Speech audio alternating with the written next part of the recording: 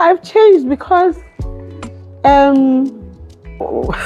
I would have just gone there, you know.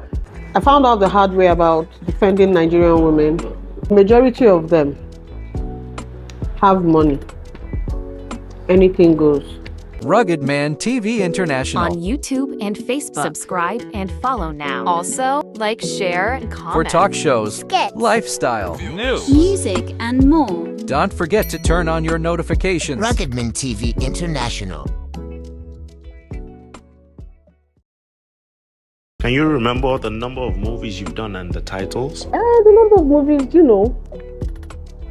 again, I have never really sat back to think about the number of movies. Well, I know it's a lot. 40, 50, I know it's a lot.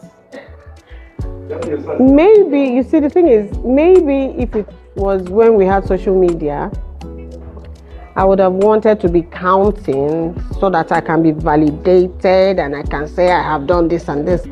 But at that time, we were not even counting, so I can't. But I do remember a couple of. Do you know sometimes some people actually send me my movies on Instagram? I'm like, oh yeah, but please, can you remember the title of that one? So yeah, I know I did Inyanga. I did Love from Above. I did Orange Girl. I did Faces and Silent Night. Which would you say is your biggest movie? All of them were big. All of them were big for that time. All of them were big actually. And of course, we didn't have anything to show us how much the movie was making or anything. We didn't have all those things, so I wouldn't. But I know that it was selling and people were buying it, and it was being aired on national TV and stuff like that. So yes. What type of movies do you like? I used to enjoy the movies that we shot in the village. Like I did Odum, and just that village setting, the food, the sceneries, getting ready. It was kind of really, really chilled out doing movies in the village. So yeah, and lots of the city ones as well.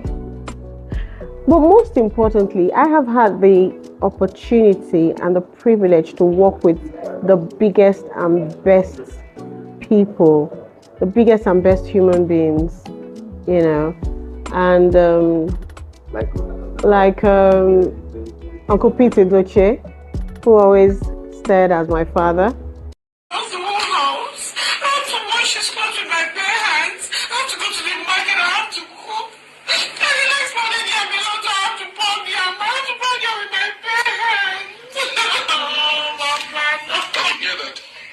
And to a large extent, I would say he influenced me as well, because we used to talk a lot about life, and he used to tell me the things I should prioritize in life, and it wasn't all about the flash and all that. Hilda Dokubo, Auntie Shola Shobowale. Oh my God, Auntie Shola Shobowale. She's been a blessing. My growing up, she's been a blessing. We used to, I think when I was doing the movie Love from Above, and during our free times, we would just talk. I love to listen to older people. I love to listen to their wisdom. I love to learn a lot. And she would always tell me about family, about having your children, about raising the kids, and then later on in life you can go back into acting. But she used to talk to me about the values of family life, the morals of being a decent woman, not what's going on now and stuff like that. Things like what? Things like I don't know. You know what? Things like having their lifestyles financed by maybe politicians, maybe, you know, you know what? But is there anything wrong with that, them being financed? Yes, there's actually I don't want to nothing. put words in your mouth by saying, or is it what they give to get the finance? Yeah, well, something's got to give. There is no free lunch in life. Meaning, It's what they have to give, but then at the end of the day, is it worth it? What you're giving? Because I feel that there's really nothing you cannot get with your hard work and with, you know, God's blessings and all that. And if you now go get these things, it's not even just being financed by politicians. I've seen a lot of them being caught for drugs, being caught for fraud. And I'm like, and the worst of the worst, which is something that's trending now, is meeting up with people and then dying later, and the cause of death is being used for rituals. Like, most of them you would think are successful in whatever they are doing. But when a death occurs, then you'll be like, so that was what this person was doing, and this is the consequence of such lifestyle. You know, I'm not judging anybody. And another person that I would say influenced on Auntie Liz Benson. I love her. I love Auntie Liz. there's no mic on. There's no mic on.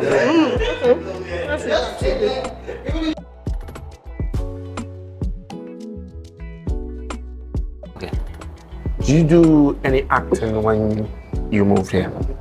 Yes, I did a movie. When was that? A while ago. You know, I've even forgotten the title of the movie. Gosh, but I did one that is not yet out. I forgot the title as well. What year was this? I just did it. It's not out yet. 2023? Yes, 2023. I did it 2023. It's supposed to be released. No. When 2023, I did it 2022. It's supposed to be released anytime from now. I forgot the title. Anyway, it's about drug abuse, knife crime, and stuff like that. Adoption issues, and all that. Yeah. Why did White Money's comment get to you? If I talk about that case now, I mean, the truth is he has apologized, and I have apologized. But what it was that got to me is, it's so hard being a black woman. It's so hard being a woman. It's so hard being a black woman. It's worse being an African black woman. It is horrendous being a Nigerian black woman. It's as if the women are just there for pleasure. Are you saying this for women here in the UK or women everywhere? Here in the UK, it's manageable. You still need to speak out loud. You still need to be intelligent enough to know how to state your points, and and there are laws to certain behaviors, so there are consequences to certain behaviors, because there are laws that protect us as women, individuals, people, and all that, compared to Nigeria. I remember an incident that happened a while ago where the senator went into a sex toy shop, beat up slapped the girl around, and I felt there was no apology. It was as if there was mixed feelings. What did the girl do? Blah, blah, blah. And nobody's thinking or talking about the poor innocent girl that was just doing her job and got beaten up. The way, and don't get me wrong. I do know that some women are so toxic. Some women are impossible to deal with, but violence is not a form of communication. I don't believe that. So how did the white money comment? What was the comment really? What was the comment? The comment is all. Whatever he said, what got to me was all women. And I'm like, you don't even know how hard most women work. How hard it is for them to build their table and decorate their table. So you cannot, it's not fair to say, I mean, this thing has been talked about and he has whatever, and I've changed. I have changed. Thank God for education. I have changed. What did you have changed? I've changed because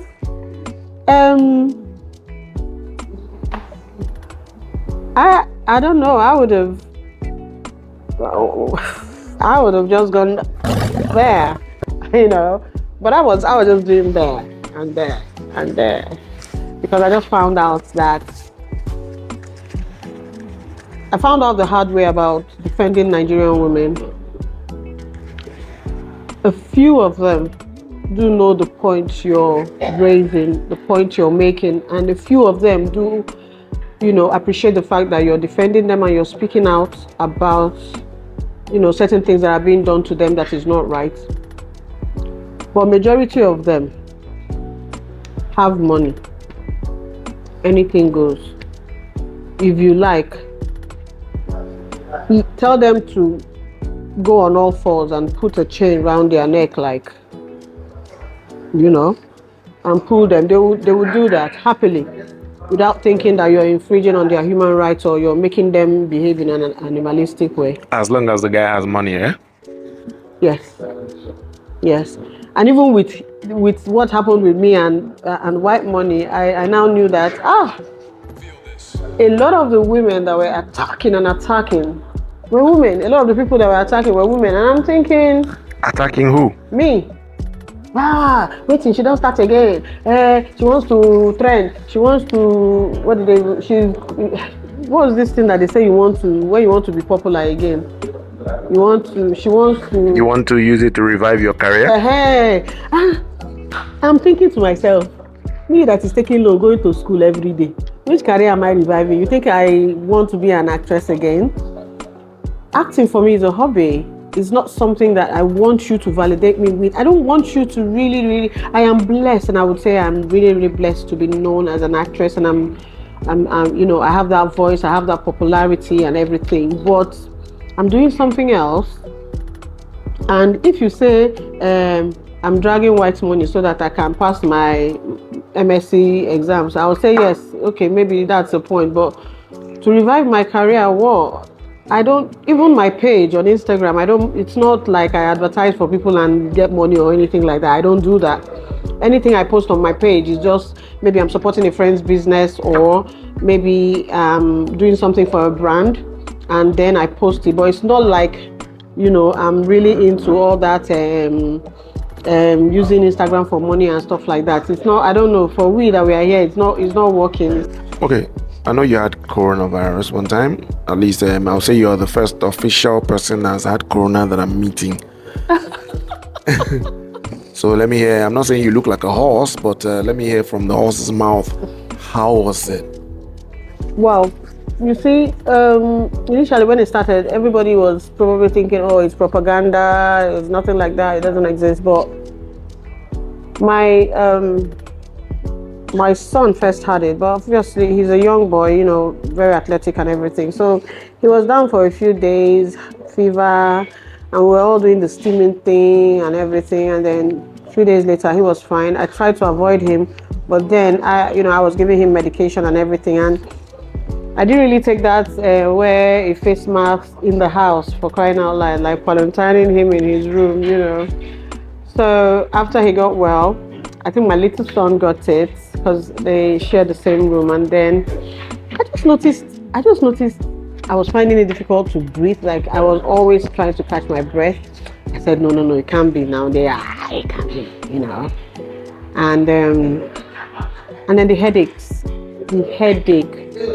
And I was still managing it and managing it and managing it. And I think you have that malaria feeling, like you lose your taste, headache, dizziness, and then the chest pain. I got to a stage I was like grasping for air all the time, and I said, okay, so this is it. And I was still managing it, doing the steaming and all the garlic and ginger. And it got to a stage, I have a friend who is a doctor, a medical doctor. And I just called him and I said, this is how I'm feeling. Are you... Because then there was a lot of things going on. Most people that go to the hospital, they don't come back and all that and all that. So I had to call my friend. So you're afraid of going to the hospital and not coming back? I was afraid of going to the hospital. Do you know how many people died? I know about 6 people that I know that passed away in that period.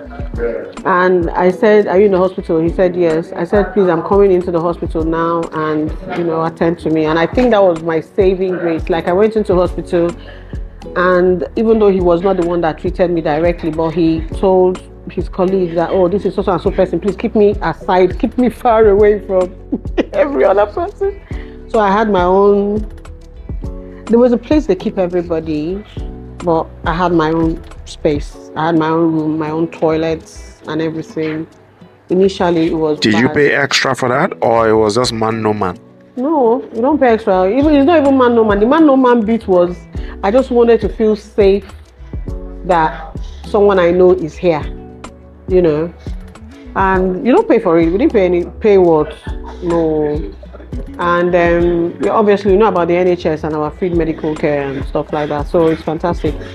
Yeah, so I got all the care.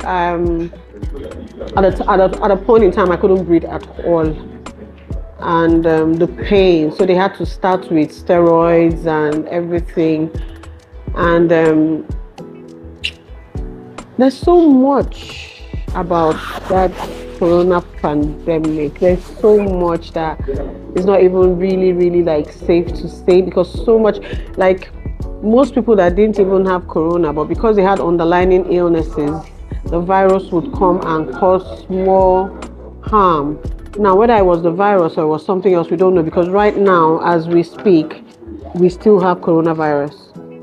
But I think it's not as bad as it was then. But now, because I noticed that most times, because I go to uni weekends and I use the train, I noticed that most weekends, when I use the train, I come with like a throat kind of cough, and I just feel funny, that's kata.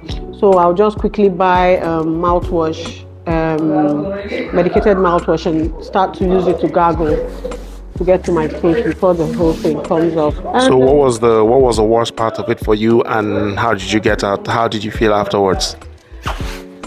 Afterwards, it took me a long time to heal. A long time. Like how long? I would say like a year. Yeah, because obviously I had cancer a while ago, yeah. I've always talked about it. In 2006, I was operated, and then they found out that the thing was cancerous just to the side of my head, inside my head actually.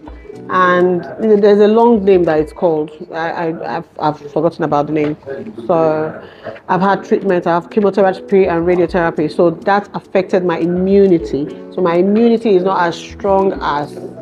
So that was why it hit me extra. And it took me a long time. I had all the after effects, memory loss, a kind of funny kind of memory loss, where you want to say something and the thing is not coming. Where sleeplessness, I had, in fact, I think till now I'm still dealing with the sleeplessness, and body pain. I had to go on serious vitamins. I had to change my diet completely to eating things that were going to help me boost and build my immunity. It took me a long time. In fact, I was doing my psychotherapy training, and I just had to stop. I had to stop in the 3rd year. I had 2 more years to go, but in the 3rd year, it was so, I'm like, I beg, let me save myself, let me live, let me be alive first, and then I'll continue. And yeah, so healed. I'm fine now. I'm fine. Me, I'm a cat with 9 lives. Ruggedman TV International. On YouTube and Facebook. Subscribe and follow now. Also, like, share, and comment. For talk shows, Skits. lifestyle, Music and more. don't forget to turn on your notifications. Ruggedman TV International.